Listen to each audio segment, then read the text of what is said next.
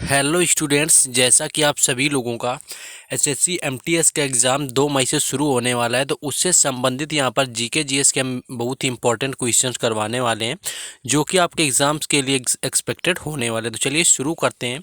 पहला क्वेश्चन है कि छठ पूजा कौन से भगवान से संबंधित है। तो अगर छठ पूजा की बात करें तो ये आपका सूर्य उपासना से संबंधित होता है। तो सूर्य यहाँ पर राइट आंसर हो जाएगा, जो कि छठ पूजा सूर्य भगवान से संबंधित होता है। और छठ पूजा ये 4 दिवसीय उत्सव होता है आपका, यानी कि 4 दिनों तक आपका मनाया जाता है। इसकी शुरुआत की बात करें तो कार्तिक शुक्ल चतुर्दशी को होती है और समापन समापन की अगर बात करें तो कार्तिक शुक्ल सप्तमी को ये समाप्त होता है। अगर इससे संबंधित राज्य पूछे जाएं तो यहाँ पर बिहार आपका हो जाएगा राइट आंसर, यानी कि बिहार राज्य से छठ पूजा का संबंध होता है, जो कि सूर्य भगवान की उपासना से संबंधित होता है। नेक्स्ट आगे बढ़ेंगे। यहाँ पर अगर पंजाब की बात करें कि पंजाब के लोक नृत्य से बात करें कि पंजाब के कौन से होते हैं, ये आपका यहाँ पर क्वेश्चन कुछ इस तरह से है कि इनमें से कौन सा पंजाब का लोक नृत्य नहीं है। तो आपका कई बार एग्जाम में लावड़ी दे दिया जाता है, जो कि आपका महाराष्ट्र से संबंधित है। यानी लावड़ी जो है संगीत की एक विधा होती है जो प्रमुख रूप से भारतीय राज्य महाराष्ट्र में प्रसिद्ध है।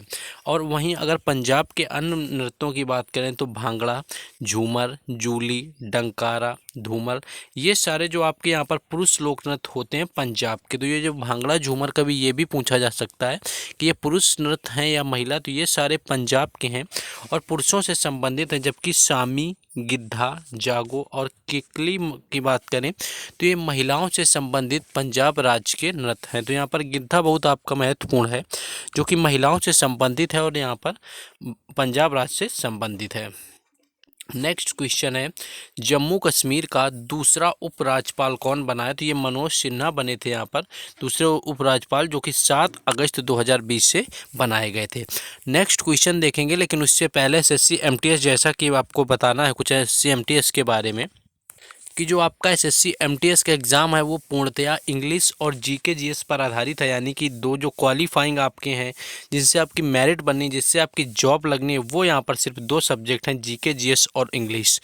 तो जैसा कि एसएससी में जो आपके एग्ज़ाम में क्वेश्चन पूछे जाते हैं मोस्टली रिपीटेड क्वेश्चन होते हैं जो पहले पूछे जा चुके होते हैं।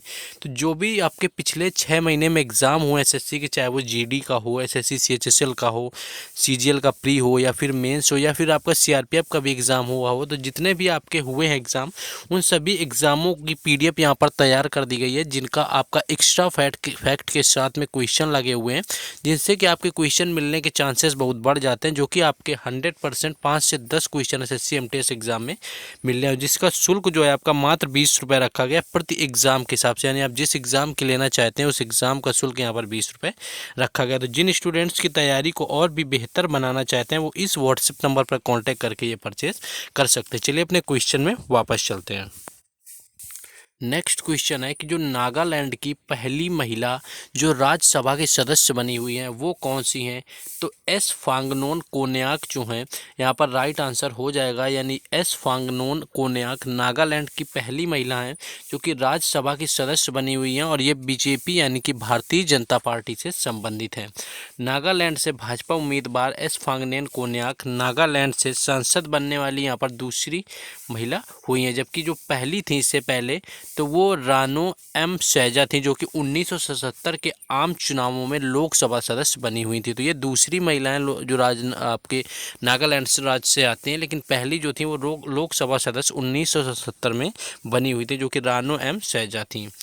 संविधान संशोधन के और आगे चलिए नेक्स्ट देखते हैं क्वेश्चन। नेक्स्ट है कि हरित क्रांति की शुरुआत किस वर्ष हुआ था। अगर हरित क्रांति की बात कर लें किस वर्ष शुरू हुआ, तो हरित क्रांति की शुरुआत 1965 से 68 में हुई थी और इसमें उच्च उपज देने वाली किस्म HYV के बीजों का आपका प्रयोग किया गया था। यानी मुख्यतः ये कृषि से संबंधित थी। इसकी अगर यहाँ पर जनक की बात करें तो MS स्वामीनाथन को भारत में हरित क्रांति का जनक माना जाता है। और यहाँ पर अगर पूरे विश्व की बात कर ली जाए तो नॉर्मन जो बोरलॉग हैं उनको पूरे विश्व में हरित क्रांति का जनक माना जाता है। अगर बात करें, देखिए नॉर्मन बोरलॉग पूरे विश्व के माने जाते हैं और यहाँ पर जो MS स्वामीनाथन हैं वो भारत के माने जाते हैं। नेक्स्ट क्वेश्चन देखेंगे, राज्यपाल से आपके संबंधित पूछी गई थी कि राज्यपाल की जो योग्यता है वो न्यूनतम कितनी होती है बनने के लिए। तो राज्यपाल की योग्यता की बात करें तो राज्यपाल के बनने के लिए आवश्यक जो योग्यता होती है आपकी कि उसमें क्या क्या आपका होता है। जो न्यूनतम आपकी आयु की बात करें तो यहाँ पर 35 साल की उम्र होना आपकी ज़रूरी होती है एक राज्यपाल के लिए। भारतीय संविधान के भाग 4 में राज्य की कार्यकारिणी शामिल है, जिसमें कार्यकारी प्रमुख के रूप में राज्यपाल, मुख्यमंत्री, मंत्रिपरिषद और अटॉर्नी जनरल शामिल हैं। राज्य का एक राज्यपाल जो राज्य का औपचारिक कार्यकारी नेता होता है, लेकिन यह संघ सरकार के एजेंट के रूप में भी कार्य करता है, इसलिए जिनका दोहरा कर्तव्य है, जो कि 7वें संवैधानिक संशोधन के से पहले जो आपका था प्रत्येक राज्य का अपना गवर्नर था, लेकिन 1956 के संशोधन ने एक ही व्यक्ति को 2 या 2 से अधिक राज्यों का नेतृत्व करने की भी शक्ति प्रदान कर दी गई थी। और बाकी बात कर लें तो भारतीय संविधान के अनुच्छेद 157 में न्यायाधीश के रूप में नामांकन के मापदंडों की चर्चा की गई है। नेक्स्ट आगे अगर बात कर लें, चलिए यह क्वेश्चन से आगे बढ़ जाते हैं। क्वेश्चन आपका जैसे एक आया हुआ था कि जो दूध और फेस क्रीम इत्यादि होते हैं, ये आपका केमिस्ट्री यानी कि रसायन विज्ञान का सवाल है, वो किस प्रकार का होता है, किसका उदाहरण होता है आपका। तो वो एक तरह से आपके इमल्सन के उदाहरण होते हैं। इमल्सन एक कोलाइड होता है जो कि दूध, फेस क्रीम, द्रव इमल्सन का उदाहरण होता है। नेक्स्ट क्वेश्चन देखेंगे हम लोग। नेक्स्ट क्वेश्चन है यहाँ पर, लेकिन उससे पहले देखिए जिन लोगों ने अभी तक चैनल को सब्सक्राइब नहीं किया हुआ है और वीडियो को लाइक नहीं किया हुआ है, सबसे पहले वीडियो को लाइक और चैनल को जरूर सब्सक्राइब कर देना है, जिससे कि आपको हर तरह के जीके जीएस के जो स्ट्रैटेजी वाले एकदम अच्छे वीडियो यहाँ पर आपको सीरीज मिले वो मिलती रहे। और बाकी आपको हर एग्ज़ाम का एनालिसिस मिलता है, हर चीज़ से रिलेटेड आपकी प्लेलिस्ट भी बना दी जाती है। तो आपको सिर्फ चैनल को सब्सक्राइब कर देना है। बाकी व्हाट्सएप ग्रुप और टेलीग्राम चैनल दोनों का लिंक डिस्क्रिप्शन में दिया हुआ है, तो उससे भी जुड़ जाना। क्वेश्चन में वापस लौटेंगे।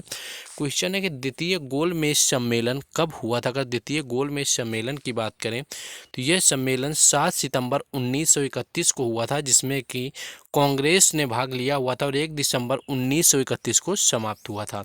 सम्मेलन लंदन में हुआ था और यह सम्मेलन सांप्रदायिक समस्या पर विवाद के कारण असफल रहा।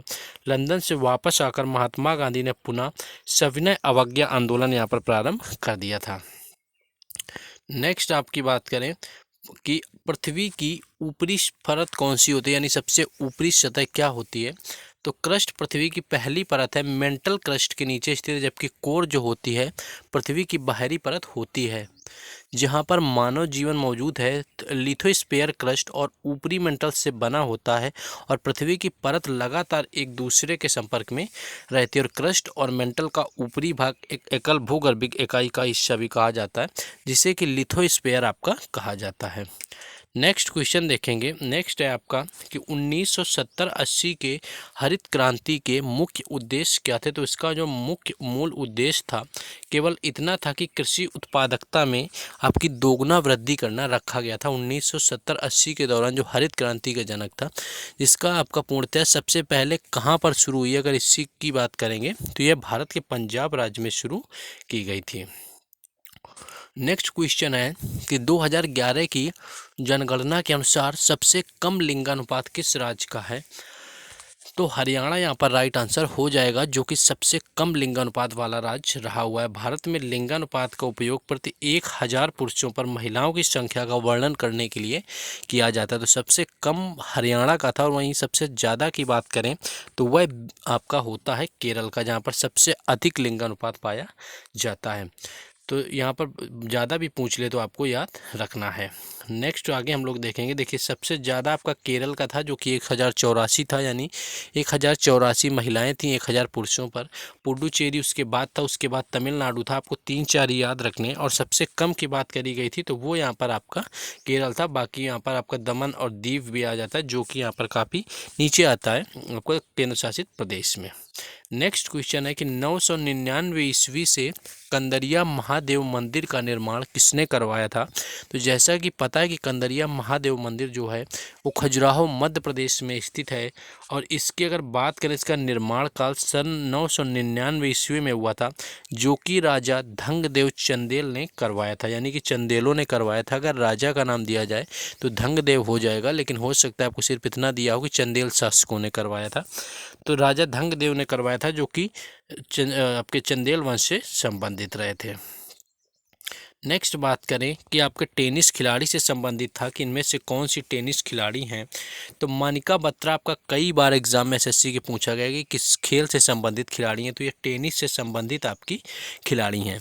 तो ये कुछ क्वेश्चन थे जो कि आपके एसएससी एमटीएस एग्जाम के लिए बहुत ही महत्वपूर्ण होने वाले थे, जो आपको कराए हैं। इससे संबंधित आपको प्लेलिस्ट मिल जाएगी। बाकी जिन लोगों ने वीडियो को लाइक और चैनल को सब्सक्राइब न किया उन्हें ज़रूर कर देना है। बाकी व्हाट्सएप ग्रुप और टेलीग्राम चैनल दोनों का लिंक डिस्क्रिप्शन में दिया हुआ है, तो बाकी हर किसी अपडेट के लिए आप वहाँ से जुड़ सकते हैं।